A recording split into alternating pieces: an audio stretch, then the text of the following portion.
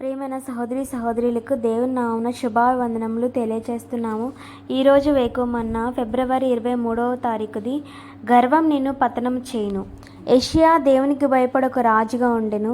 అతడు తన ఏలుబడి యందు 8వ సంవత్సరమున తనింకనూ బాలుడై ఉండగానే అతడు తన పితరుడైన దావీదు యొక్క దేవుని యొద్ద విచారించుటకు పూనుకొనిన వాడే. 12వ ఏట ఉన్నత స్థలములను దేవతా స్తంభములను పడగొట్టి చెక్కిన విగ్రహములను తీసివేసి యూదా దేశమును యెరూషలేమును పవిత్ర చెయ్యనారంభించెను. దేవుని ప్రీతిపరచుటకు ఇంకనూ అతడు అనేక కార్యములు చేసెను.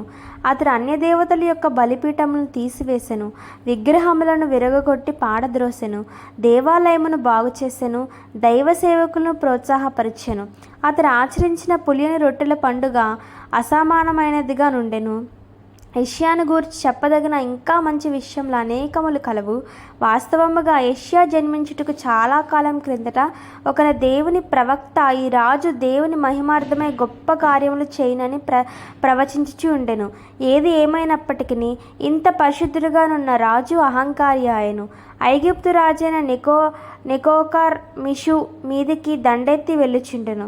యెషయా నెకోకు విరోధముగా యుద్ధము చేయుటకు బయలుదేరను. నెకో దేవుడు త్వర చేయమని నాకు ఆజ్ఞాపించను గనుక దేవుడు నాతో కూడా ఉండి నిన్ను నశింపజేయకుండానట్లు ఆయన జోలికి నీవు రావద్దని చెప్పని ఆజ్ఞాపించను అని యెషయాకు చెప్పి పంపెను.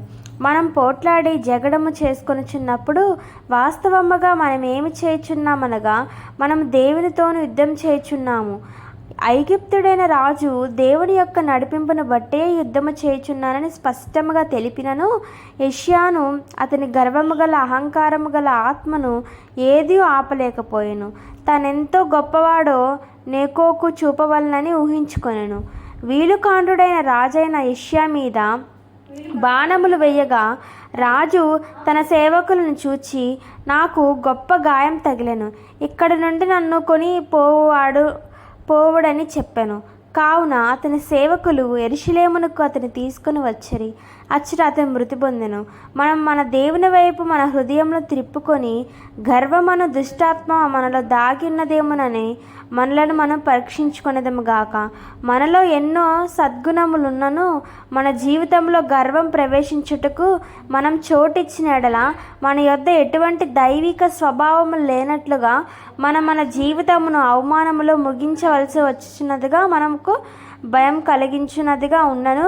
అది అక్షరాల నిజమే. దేవుని నామమునకు మహిమ కలుగును గాక. Praise the lord.